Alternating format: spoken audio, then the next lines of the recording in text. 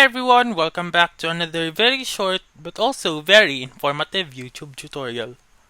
In this video, I'm going to teach you how to make a collage on Instagram story on iPhone. So let's begin right away.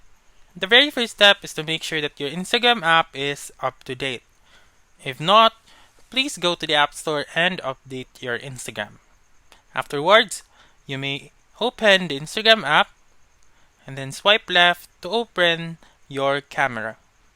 Afterwards, click on Layout, and then you may change the grid that you want.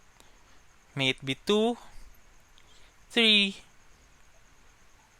or 6.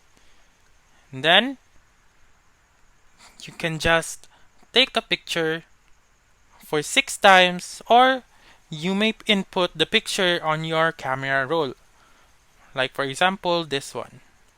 Just click on that photo button on the lower left and then add the pictures that you want.